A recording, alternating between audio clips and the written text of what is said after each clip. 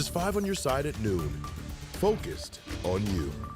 We start today at noon with the weather. Here's a live look at sunny conditions in downtown St. Louis on this first day of February. It's going to feel like spring today. Temperatures will likely hit 65 degrees.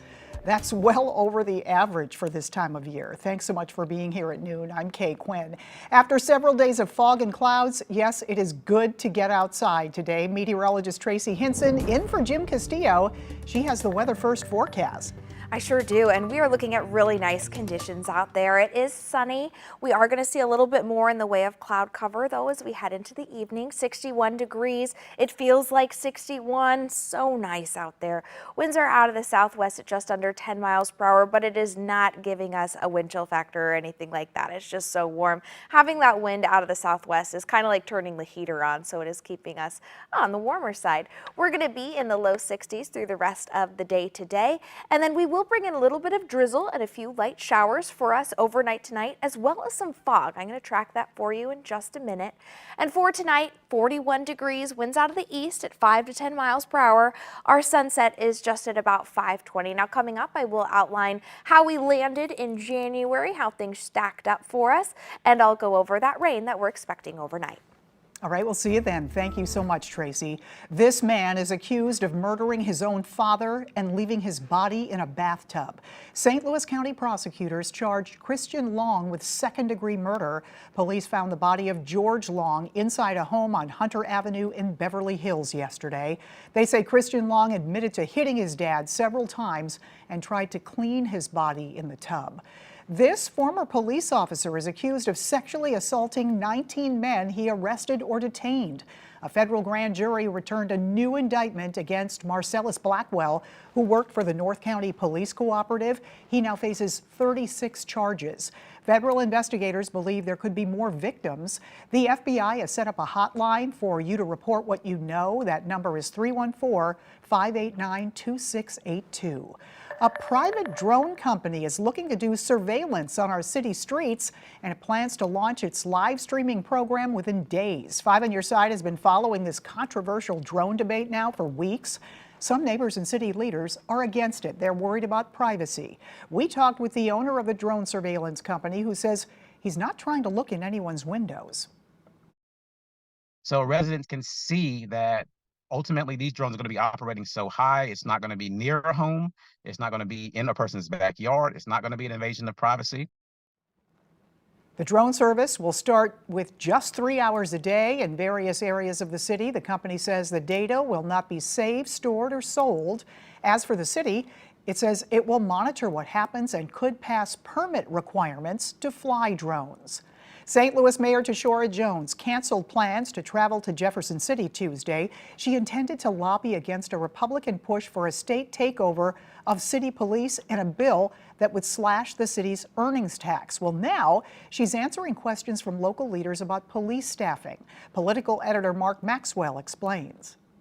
How do we beef up the police? St. Charles County Executive Steve Ellman stressed the need for more police at Wednesday's East-West Gateway Council of Governments. Can we bring in the highway patrol to help police the streets? Can we have other jurisdictions assist, not maybe on the street, but on other matters? I don't know. Steve is entitled to his opinion, but we can't enforce our way out of this. Mayor Tishaura Jones responded to Ellman, who pressed Police Chief Robert Tracy on his current staffing levels.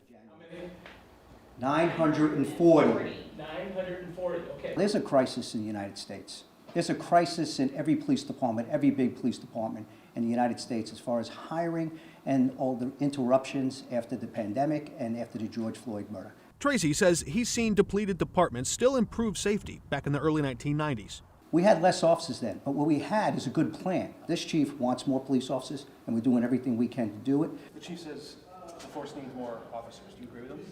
Well, we have a budgeted strength at 1224, and I support the police in hiring to that budgeted strength. But hovering over the city budget? I offered a bill 30 years ago to do away with the earnings tax. A renewed GOP plan to end the city's earnings tax. These people right now pay an earnings tax, and they also pay all their other taxes, but yet they're not getting the security that they that they need in their neighborhood. In a recent news conference, Board of Aldermen President Megan Green said a move like that could put added financial pressure on police. That is a real threat, and any plans to slash the earnings tax without a plan to replace that revenue is reckless. It's reckless for our citizens and it's reckless for our region. That was Mark Maxwell reporting.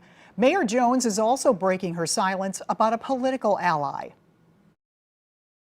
Unless anybody knows what it's like to be an African-American woman in a powerful position and a single mom and have your life threatened on a daily basis, I support her providing security that she needs for herself and her family.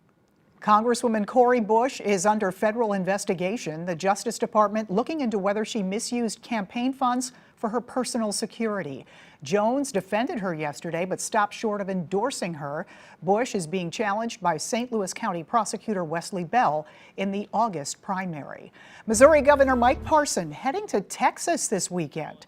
On Sunday, he'll meet with other Republican governors to discuss U.S. border policy. They'll be briefed on the Operation Lone Star mission. That's Texas Governor Greg Abbott's plan to counter a rise in illegal immigration into the U.S. Well, you have today and tomorrow to weigh in on how the St. Louis region should use the Rams settlement money. The Board of Aldermen asking city residents to weigh in on a list of ideas. The city was awarded $280 million in a settlement with the Los Angeles Rams after the team relocated to LA. So far, more than 6,000 people have responded. Voting ends tomorrow. You can find a link to the survey on ksdk.com. Just look for this story in the As Seen on TV tab. A public memorial is being planned for former Senator Jean Carnahan. She died Tuesday at the age of 90. Carnahan became the first woman to represent Missouri in the U.S. Senate in 2001. She'll be buried next to her husband and son near Elsinore, Missouri, in a private ceremony. A public memorial will be held Saturday, February 10th at the Sheldon Concert Hall in St. Louis. The family is asking for memorial contributions to go to the Carnahan Policy Institute.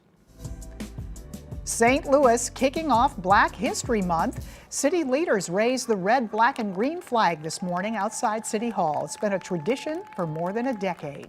St. Louis is in fact the first city ever to raise the flag to honor Black history. And we want to invite you to attend Black History, Shaping St. Louis. It's Thursday, February 22nd at the Missouri History Museum. R. Kelly Jackson and Brent Solomon will host the discussion, which explores how Black history influences St. Louis. The event is free. No registration is required. Child safety and social media. CEOs from 5 of the biggest tech companies face sharp questioning from U.S. senators. A struggling restaurant gets new life. How the community worked together to save this small-town diner.